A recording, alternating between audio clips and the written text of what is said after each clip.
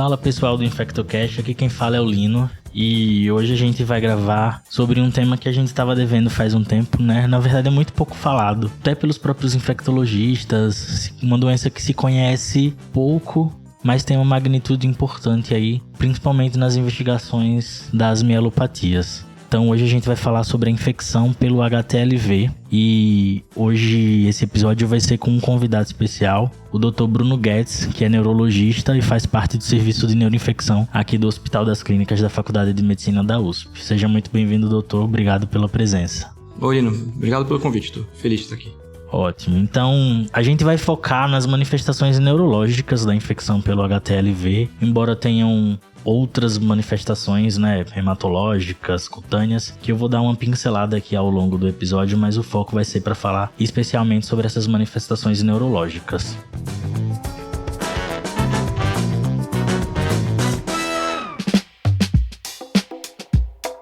Então o HTLV foi o primeiro retrovírus humano descoberto e nós temos 4 subtipos do HTLV, o 1, 2, o 3 e o 4, mas o HTLV1 e o 2 que são os responsáveis pela maioria dos casos de infecções e de infecções sintomáticas, né? O HTLV3 e 4 ele fica mais contido em regiões do continente africano e não tem se espalhado pelo mundo, então basicamente, o que a gente tem de dado é sobre o HTLV1 e 2, especialmente o 1, que tem associação com várias formas de doença. No mundo se estima que são aproximadamente 20 milhões de pessoas infectadas pelo vírus do HTLV, e aqui no Brasil a gente tem mais ou menos 800 mil pessoas convivendo com o vírus, sendo que esses dados podem ser subestimados, né? Muitos vêm de relatos de reporte de doadores de bancos de sangue, muitas vezes doadores assintomáticos, gestantes, usuários de drogas injetáveis, então talvez esse número seja subestimado, mas no Brasil a gente tem uma carga muito importante de doença no norte e no nordeste, especialmente no estado da Bahia. Aqui no sudeste, São Paulo é bem representativo dos casos. E aí muitas vezes quando a gente recebe esses pacientes infectados pelo HTLV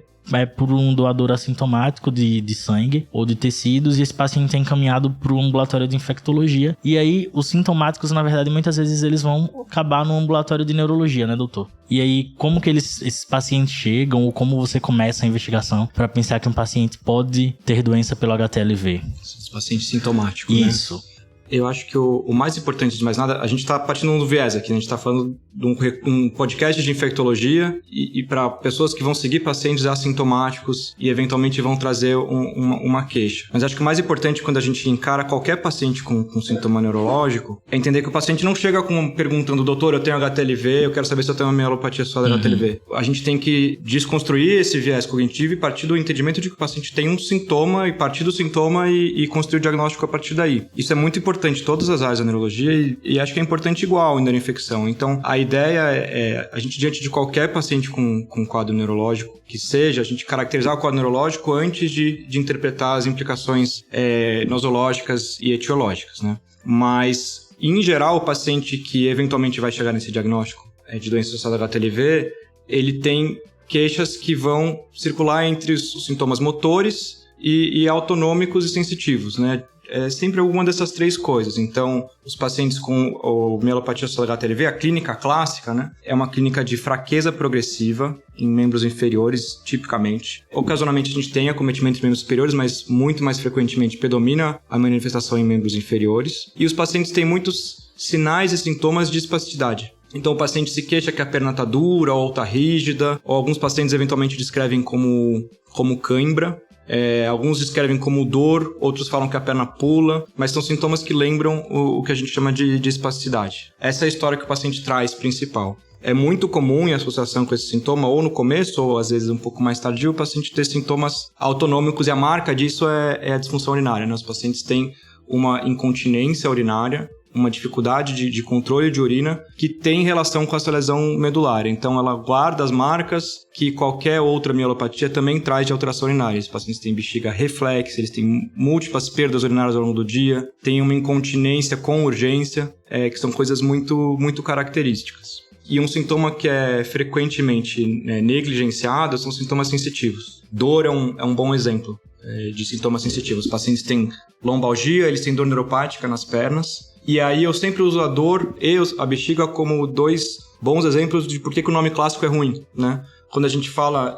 o nome clássico é paraparesia espástica tropical. Já tem alguns problemas. O primeiro, porque não é tão tropical assim, né? Um dos países mais endêmicos é o Japão, né? Segundo, porque ela não é... Quando a gente fala paraparesia, a gente entende que é uma doença restrita às pernas e a gente tem manifestações mesmo nos membros superiores ou craniais também. E a outra questão é que quando a gente fala em espástico e paraparesia, a gente está deixando claro que a doença é uma doença motora, quando na verdade é uma doença da medula. Por isso que o nome mielopatia associada ao HTLV eu acho muito mais adequado. Compreende muito mais, entende... os sintomas que o paciente pode apresentar. Porque é um nome que descreve a partir do entendimento que a gente teve do doente e não da região que ele mora ou do vírus que ele tem, né? Então... esse nome é muito informativo, porque a gente entende que se o paciente tem combinação de alteração na bexiga, de alteração sensitiva motora nas pernas, ele tem uma mielopatia, provavelmente. E o diagnóstico precisa passar por caracterizar a mielopatia antes de entender se tem a ver com HTLV ou não, né? Acho que isso é muito importante. E aí no screening desses pacientes que se apresentam com uma clínica compatível com mielopatia, tem alguma coisa que faz chamar mais atenção para o diagnóstico de HTLV ou ele está no combo dos exames e das doenças infecciosas que precisam ser descartadas? Eu acho que é interessante a gente tentar voltar um pouquinho para o que eu propus. A gente, antes de fazer inferências do tipo parece HTLV ou não, ou precisa descartar alguma infecção ou não, eu entendo que o nosso foco aqui é infecção. Eu acho que a gente acabou de caracterizar uma mielopatia, né? Pelo que eu falei.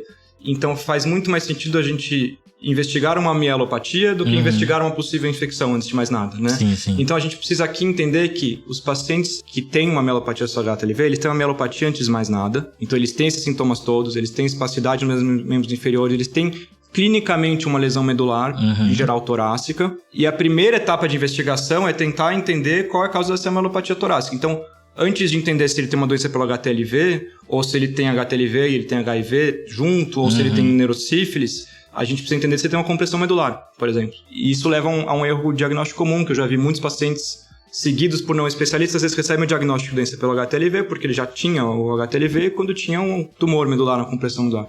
Então, acho que a primeira etapa, depois de caracterizar qualquer mielopatia, é entender se tem uma lesão anatômica da medula, né? Por isso que neuroimagem é fundamental. E aí, a partir da neuroimagem, entendendo que a gente não tem uma lesão compressiva, a gente pode ver outras causas de mielopatia pela imagem.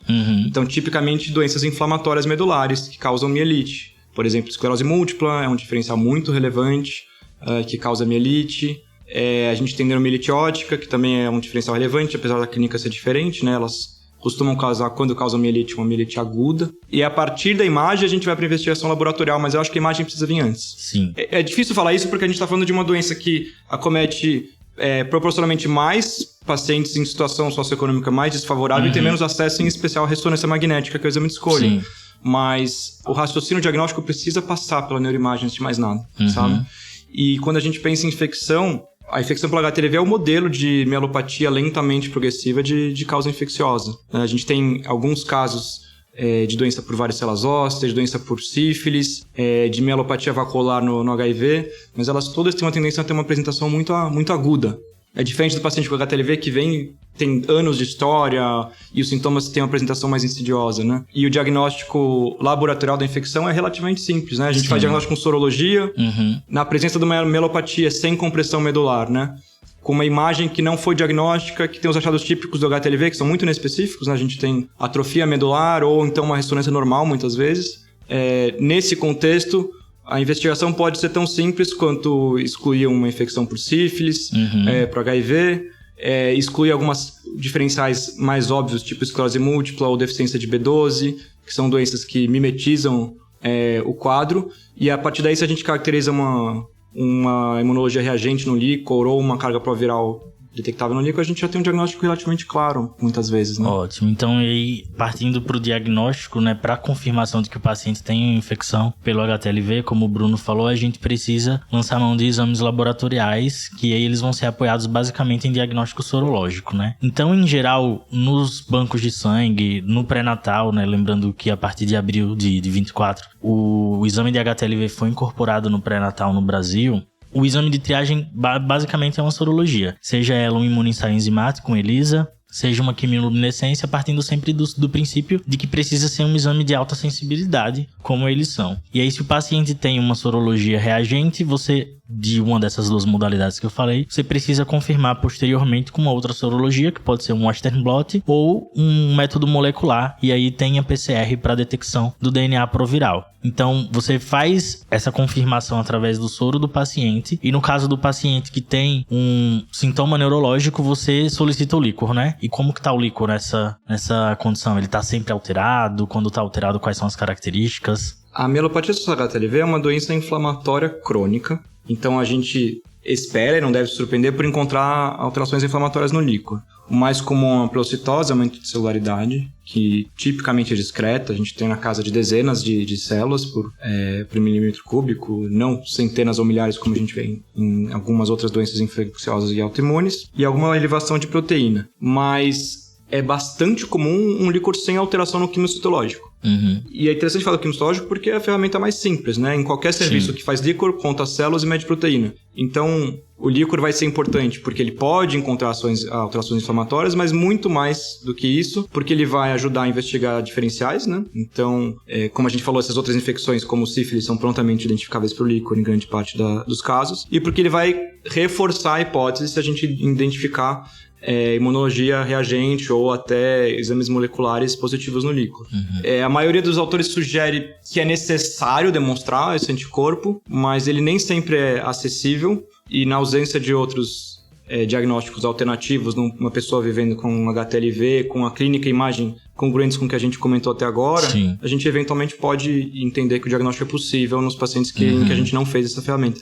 Mas o líquor, ele frequentemente é pouco informativo mesmo na mielopatia pelo HTLV. E aí a gente pode classificar a doença neurológica, a mielopatia, segundo a OMS, em 3, né? Possível, provável e aí a confirmada, de acordo com essas alterações do líquor, clínicas e radiológicas, e tendo excluído outras causas, né? E aí, para esses pacientes que a gente confirma, Bruno, o que a gente faz no segmento? Tem algum tratamento que a gente pode indicar de cara? É bem desafiador seguir a mielopatia pela HTLV, porque a maior parte dos tratamentos que a gente estudou foi muito frustrante, né? Sim. Buscar terapias modificadoras de doença. Acho que o mais importante, antes de mais nada, é entender que os pacientes têm uma mielopatia progressiva e eles têm as disfunções que decorrem dela. Então, acolher o paciente e dar suporte para os sintomas é muito importante, se não for mais importante do que um tratamento virológico, por exemplo. Então a gente está falando de pessoas que têm muita limitação motora com frequência. A principal queixa dos pacientes frequentemente eu não consigo andar, eu atravessava a rua rápido, agora eu estou devagar, eu não sei que tipo de suporte eu tenho queda ao chão. Então, antes de mais nada, a gente precisa entender que esses pacientes vão precisar de um suporte e esse suporte frequentemente é multidisciplinar, né? Então, eu citei que aquele nome é ruim, paraparesia espástica, mas ela não deixa de ser espástica. Então, assim, antes de atuar como infectologista ou como um neuroinfectologista, a gente atua sobre espasticidade. Sim. E a espasticidade é muito limitante, com frequência, e ela tem algumas poucas opções terapêuticas.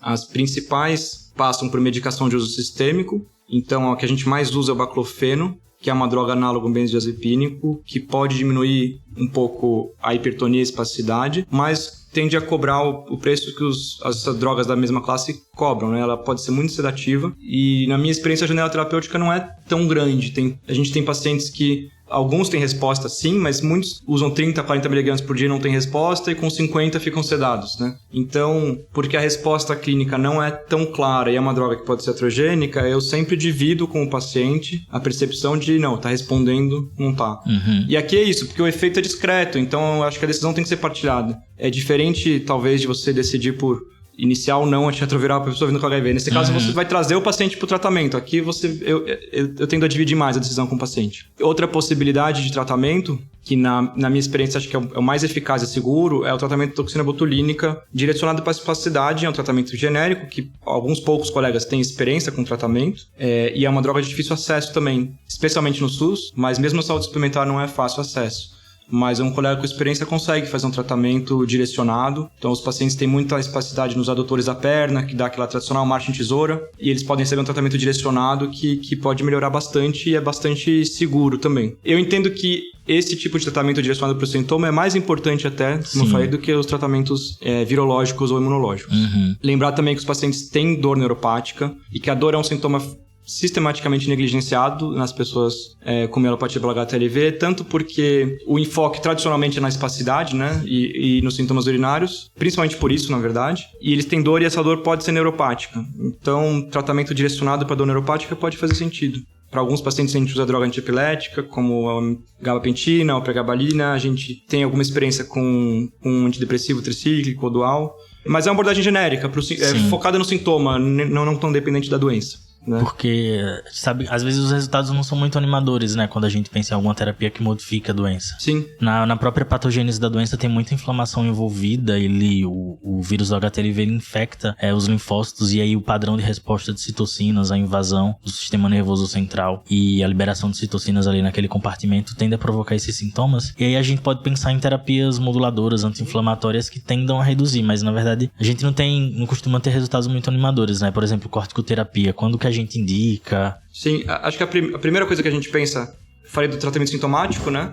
Vai passar pelo tratamento da espasticidade, da dor. Ele é multidisciplinar, como eu falei. Ele pode passar pelo fisiatra, pelo urologista com frequência, pelo neurologista, pelo infectologista. Então, acho que é importante focar nesse tratamento multidisciplinar mais do que qualquer coisa. Mas quando a gente pensa num tratamento por uma doença causada por um vírus, a primeira coisa que a gente pensa é num tratamento antiviral. Uhum. E é uma doença negligenciada, então tem muito poucos estudos bem desenhados que testaram antivirais na mielopatia pelo HTLV. E o que a gente vê é um pouco frustrante, porque os estudos com alguns antivirais mostraram alguns desfechos biológicos que faziam sentido, tipo diminuir carga proviral, e até diminuir marcadores inflamatórios no líquor, às vezes, mas o efeito clínico é muito questionável em grande parte das drogas, né? Sim. Então, os estudos com antivirais, os estudos com anti-CCR4 são todos um pouco frustrantes.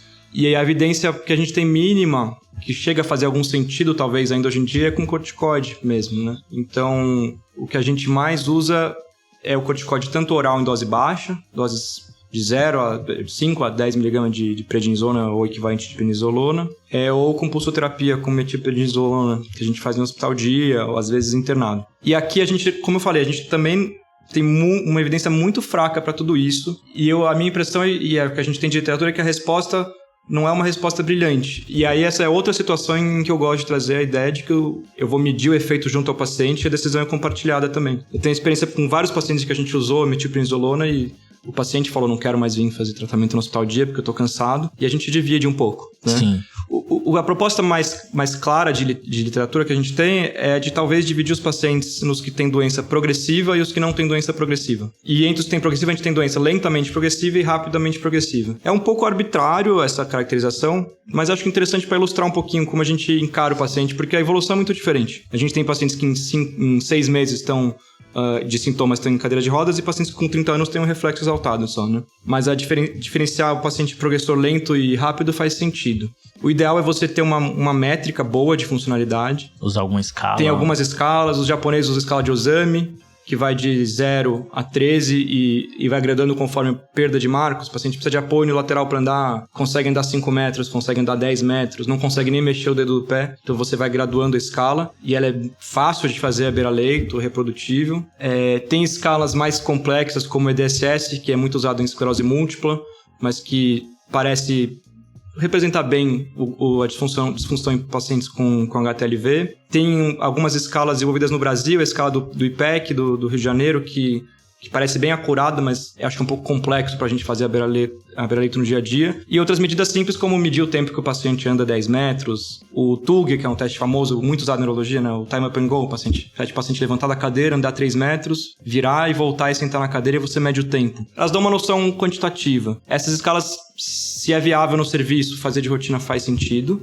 Muitas delas são difíceis, né, de fazer, mas faz algum sentido. E outra coisa é verificar marcos de funcionalidade, que eu acho até mais prático no dia a dia. Então, a gente entender que um paciente progrediu rápido, se entre começar os sintomas e ele já precisar de apoio para andar, passaram 3 meses ou menos, né? Ou a gente entende que um paciente ele é um progressor rápido, se ele anda normalmente, apesar de poder já ter um sintoma, e em menos de 2 anos ele está na cadeira de rodas, por exemplo, né? Ou se esses tempos estão aumentando 30% em 3 meses, né? Eu falei uns números arbitrários aqui, eu mesmo não lembro esses números. Fui checar agora antes de falar contigo. A questão é só entender se o paciente progride lento ou rápido, e possivelmente os pacientes que progridem muito, muito rápido e que ainda tem uma funcionalidade preservada. Eu não vou propor isso para um paciente que está acamado, mas num paciente que vem em ambulatório e está com apoio, usando a bengala, e ele volta dali a 3 meses com andador, é um paciente que talvez esteja numa situação que tem muito a preservar ainda de funcionalidade e tem muito perdendo, né? Esse é um paciente que é candidato a você talvez considerar essas terapias do tipo pulsoterapia com metilprednisolona. A gente pode começar faz 2 ou 3 meses de tratamento mensal, e aí depois tem algumas opções. Passar para um corticoide oral de dose baixa, ou até, como a gente faz às vezes, seguir fazendo pulsoterapia, especialmente em alguns pacientes, porque alguns reconhecem o tratamento brilhante, nesses casos a gente mantém. Né? Sim. Acho que entender que é uma doença espectral e que alguns pacientes vão estar mais num polo pouco sintomático ou assintomático, outros pacientes vão ter sintomas que vão avançar e progredir muito rapidamente, e aí nesses pacientes você pode interferir de outra forma, né? E eu acho que tem que ser muito individualizado por causa disso, porque o benefício não é tão claro, a gente está falando de tratamentos que são iatrogênicos. Tem efeitos adversos, né? E de uma história natural que tem muita variação entre pacientes. Então eu não vou propor um tratamento que tem risco de iatrogenia alto, que o paciente vai ter alteração de saúde óssea, vai ter infecção oportunista. Se é um paciente que progride muito lentamente, com 10 anos de história, usa uma bengala, talvez, né? Então, eu acho que a gente tem que ser humilde na proposta do tratamento, justamente porque a gente ainda não tem uma coisa que resolve tudo, né? Excelente.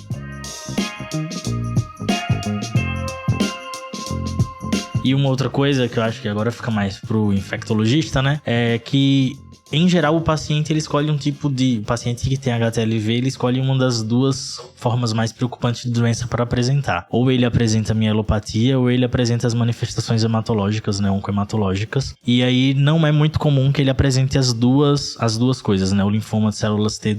A leucemia, de células T do adulto, a TLL, que é uma manifestação muito grave do HTLV, mas que felizmente poucos pacientes apresentam. Em algumas cortes tem uma prevalência de 3 a 5%. Mas a mielopatia, os sintomas neurológicos, na verdade, são mais comuns. Mas, fora isso, os pacientes que têm HTLV podem apresentar outros sintomas que a gente pode identificar ali no dia a dia, né? Ter alguma alteração visual, como olho vermelho, ter olho seco. A uveíte é frequente nos pacientes que têm HTLV. E até uma forma de síndrome de Sjögren secundária, então ele tem olho seco, boca seca. Então isso a gente tem que ficar rastreando ao longo do acompanhamento também. Assim como manifestações cutâneas da doença, que em algumas coortes, pacientes, mais da metade dos pacientes apresenta algum tipo de manifestação cutânea, geralmente placas eritematosas que ficam em áreas de dobras, virilhas, axila, na região cervical, que são coisas simples e que a gente pode interferir também porque vai mudar na qualidade de vida do paciente. Mas a mensagem que a gente queria deixar aqui para vocês é isso, né? De que muitas vezes é uma doença negligenciada, de que a gente não lembra, mas sempre que o paciente se apresenta com algum sinal e sintoma sugestivo de mielopatia, você vai fazer esse fluxograma de diagnóstico, como o Dr. Bruno falou, excluir alguma causa anatômica, excluir alguma doença neurológica mais evidente, tipo esclerose múltipla, fazer o screening das causas infecciosas que são mais comuns e também mais fáceis de diagnosticar, né? Sífilis, HIV e aqueles outros confundidores, tipo deficiência de vitamina B12, e aí assim você vai procurar a infecção pelo HTLV e confirmar, né, através dos métodos diagnósticos que eu tinha citado anteriormente, sendo que na maior parte do tratamento e acompanhamento desse paciente você vai interferir sobre os sintomas, porque como a gente viu, as drogas que modificam o curso da doença, elas têm uma evidência um pouco mais fraca. Então, acho importante lembrar isso para vocês, da mielopatia associada ao HIV, e que em alguns cenários a gente tem que solicitar, né? Acho que médico da família, quem atende em UBS, o clínico, o neurologista, a gente tem que lembrar um pouco mais dessa doença, porque muitas vezes ela fica esquecida, né? Então, lembrar sempre daquelas populações mais vulneráveis, o paciente que vive com HIV, que tem alguma outra IST, usuário de droga injetável, parentes de pessoas que vivem com HTLV, lembrar de solicitar esse exame pra gente poder aumentar o diagnóstico. Muitas vezes não vai ter muita interferência, né, no curso da vida do paciente, porque costuma ser uma infecção assintomática, mas em outras você vai fazer a diferença. Se eu queria falar mais alguma coisa, acrescentar algo? Eu queria agradecer o convite, lembrar que eu sou neurologista, então o que eu vejo é a ponta do iceberg nesses casos. Eu acho que esse trabalho que você acabou de citar, ir até a comunidade fazer o diagnóstico e medidas populacionais para evitar a infecção. A gente falou muito pouco disso aqui, porque você está com um neurologista, mas eu fiquei mais empolgado com a incorporação do HTLV no pré-natal do que com todas as medidas terapêuticas que eu comentei contigo hoje, né? Então, acho que a gente conseguiu cobrir um pouco desse desafio, né? Que é lidar com uma doença debilitante e claramente negligenciada, e lidar com as limitações de conhecimento que a gente tem, mas Eu acho que é isso, a gente vai tentando cuidar dos doentes e a gente tem conseguido da nossa forma, né? Isso aí da incorporação do pré-natal legal, né? Foi incorporado e aprovado esse ano pela Conitec e acho que quem faz pré-natal começar a ter o hábito de incluir a sorologia para HTLV, justamente porque aqui no Brasil uma das principais formas de transmissão é a transmissão vertical, né? Tanto via placentária, mas na sua maior parte pelo aleitamento materno. Então, o aleitamento materno que é contraindicado, se você consegue fazer o diagnóstico dessas mães infectadas, a gente vai diminuir, claro, o burden e aí a prevalência dessa doença aqui no Brasil. Então era isso, pessoal. Muito obrigado, Bruno. Obrigado, eu.